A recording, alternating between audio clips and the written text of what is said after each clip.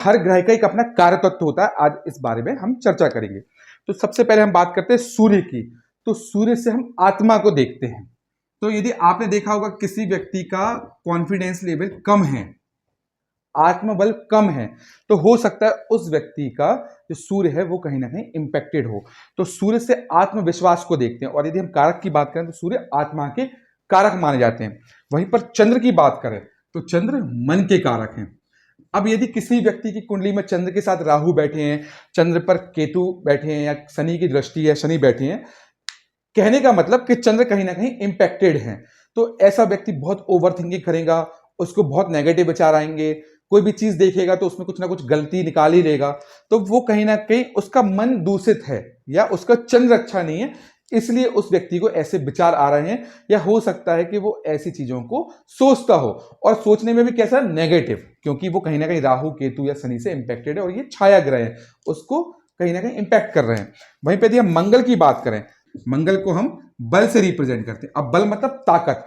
जिस व्यक्ति में आपने देखा होगा कोई व्यक्ति ऐसे होते हैं जो बहुत लड़ाकू होते हैं, वो आप थोड़ी भी बात करेंगे एकदम से लड़ने के लिए आ जाएंगे, तो कहीं ना कहीं हो सकता है उनका मंगल बहुत स्ट्रांग हो। आपने देखा होगा कुंडली में जो मांगलिक कुंडलियां होती हैं उसमें भी मंगल इसलिए देखते हैं क्योंकि उससे व्यक्ति की जो स्ट्रांगनेस है उसके बारे में पता चलता है कि हो सकता है कि लड़का मांगलिक हो, लड़की नॉन मांगलिक हो, लड़का बहुत ज्यादा तेज हो, तो उसको वैसा ही व्यक्ति हैंडल कर सकता है, इसलिए सामने वाला भी मांगलिक अपन देखते हैं। यदि हम बुध की बात करें तो बुध द्वि स्वभाव होते हैं। द्वि स्वभाव मतलब बुध का स्वभाव चंचल है, परिवर्तित है। बुध जिस भी ग्रह के साथ बैठेंगे, जिस भी राशि में बैठेंगे, उसके अनुरूप हो जाते हैं। तो बुध का जो स्वभाव है वो थोड़ा चंचलता के रिप्रेजेंट करता है, बदलाव को देखता है। यदि हम गुरु की बात करें तो गुरु से हम सुख को देखते हैं। अब मतलब वो सुख कैसा हो सकता है वाहन का सुख हो सकता है घर का सुख हो, महल का सुख हो, माता का सुख हो। यदि गुरु का संबंध सुख भाव से, चतुर्थ भाव से हो जाए, तो ऐसे व्यक्तियों को सब प्रकार के सुख मिलते हैं। तो गुरु सुख का कारण है।